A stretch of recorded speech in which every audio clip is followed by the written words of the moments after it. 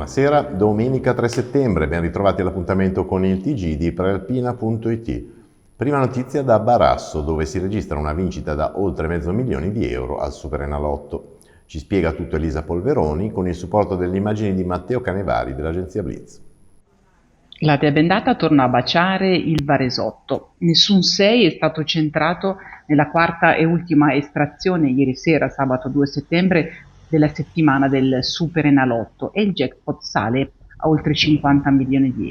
È stato però centrato un 5 stella da oltre €562.000 a Barasso, alla tabaccheria in piazza San Nicone 11, grazie a una schedina 2 pannelli, centrati anche 9,5 da €22.000 ciascuno. Intanto nel piccolo paese sul balcone di Lombardia, lungo la statale fra il capoluogo Gavirate, la notizia ha cominciato a circolare nella tarda mattinata della domenica, ma la ricevitoria è chiusa e sulla saracinesca abbassata non si notano cartelli che celebrano l'evento. Anche gli altri negozi della piazzetta sono chiusi, il pub apre solo la sera. Chissà chi sarà il fortunato vincitore, dicono alcuni durante la passeggiata domenicale. Speriamo sia una persona del posto, ed è molto probabile, visto che la tabaccheria si rivolge a una clientela abituale. E speriamo che sia del paese, dicono. Beato lui. Un giovane di 19 anni è in pericolo di vita dopo essere rimasto ustionato mentre accendeva il barbecue. È successo ieri a Lodrino, in Canton Ticino, in un giardino privato. Il ragazzo è stato assalito da una fiammata. Sul posto la polizia cantonale, i soccorritori di Tre Valli Soccorso e l'elicottero, che dopo le prime cure hanno trasportato il 19enne in ospedale. Le sue condizioni sono molto gravi. Dalla scienza arrivano nuove conferme della presenza del lupo nel Luganese e quindi alle porte del Varesotto. Il DNA, analizzato sui corpi di una capra morta e di un'altra ferita capriasca a nord di Lugano, ha confermato che l'attacco è stato opera del lupo. Lo ha rivelato il Dipartimento del Territorio del Canton Ticino, che dopo alcune segnalazioni sulla presenza del lupo, con altre aggressioni a capi di bestiame, ha attivato una serie di controlli. Nel frattempo sono avvenuti altri episodi che si sommano ai molti accaduti già in primavera, per i quali però gli esami genetici sono ancora in corso e si attendono riscontri. 7 in totale le pecore sbranate in pochi mesi.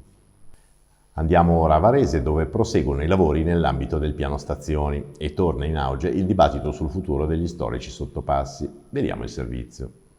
Si avvicina l'ora della chiusura dei sottopassi nella zona delle stazioni di Varese. È prevista sin dall'inizio nel progetto di riqualificazione del comparto. Addio ai tunnel, anche quello che collega via Morosini alle stazioni, da sempre il più affollato. Tutto bene? No, perché le critiche alla decisione di chiudere i sottopassi non si sono mai placate. C'è chi ritiene infatti un clamoroso autogol rinunciare a questi tunnel, che pur avvolti nel degrado potrebbero essere rivalutati e videosorvegliati, portando tutto il flusso pedonale in superficie, dove è già ingolfato il traffico di auto.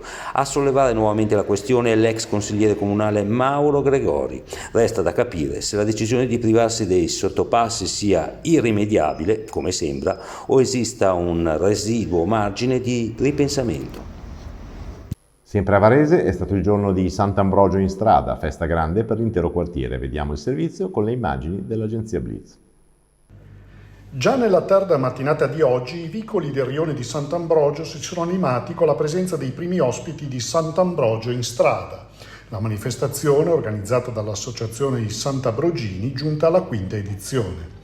Gli organizzatori dell'evento, guidati da Stefano Morandini, hanno proposto una festa popolare che ha offerto ai visitatori un ricco programma musicale, un angolo letterario e la possibilità di degustare alcune specialità preparate, tra gli altri, da eccellenze della gastronomia varesina. Tra i primi ospiti della rassegna anche il sindaco Davide Galimberti, accompagnato dal presidente del Consiglio Comunale Alberto Cohen Porisini. Il primo cittadino, molto soddisfatto del successo consolidato e costantemente in crescita dell'appuntamento, ha anticipato che nelle prossime settimane inizieranno i lavori per la realizzazione della pista ciclabile che collegherà, passando da Viale Aguggiari, il centro cittadino con il parco di Villa Töplitz.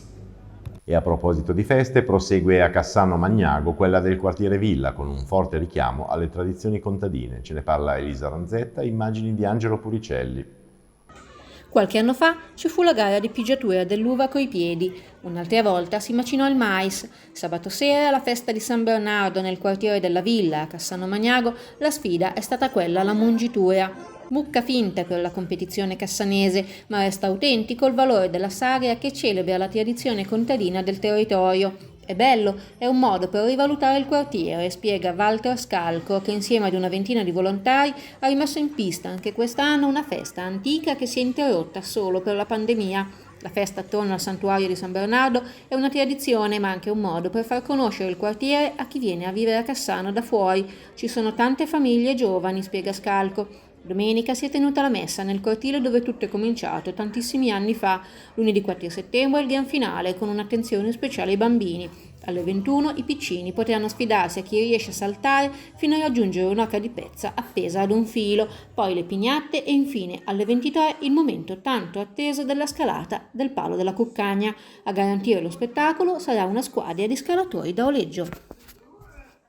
Vincitore Bustocco alla 30ª edizione della traversata agonistica Arona-Angera-Arona, gara di nuoto nelle acque del Lago Maggiore. La parola a Maurizio Roberto. Stefano Ghisolfo, 20 anni di Busto Arsizio, ha vinto la 30ª edizione della traversata agonistica Arona-Angera e ritorno. Il giovane ventenne, che gareggia per la società nuoto di La Spezia, ha preceduto il varesino Simone Lavizzari e terzo è aggiunto Fabio Soave, anche lui della Rubro Varese, 23 anni, però di Carnago, che ha superato di poco un altro varesino, Thomas Signini.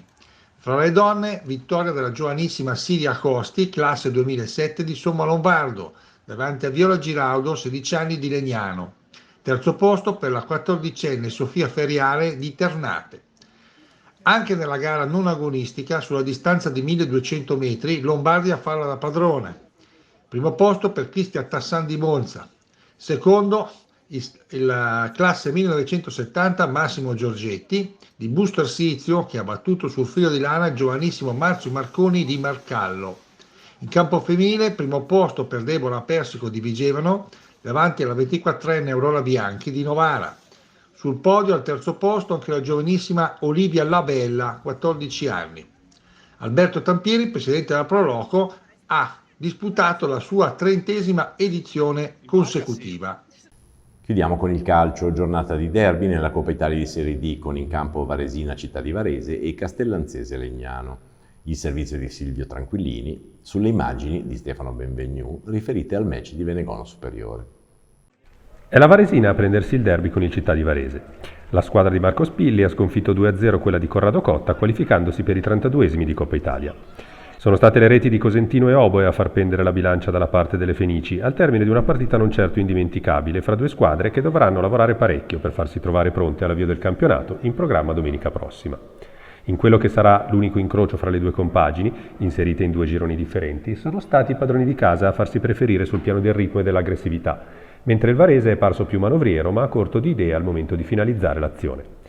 Decisivi due calci piazzati. Al 19esimo Cosentino è pronto a infilare di piatto Cassano in mezzo a una difesa biancorossa poco attenta. Al 91esimo invece il gol del raddoppio con il giovane Oboe che, tutto solo in area, riprende una respinta del palo su punizioni di Guidetti e chiude la partita.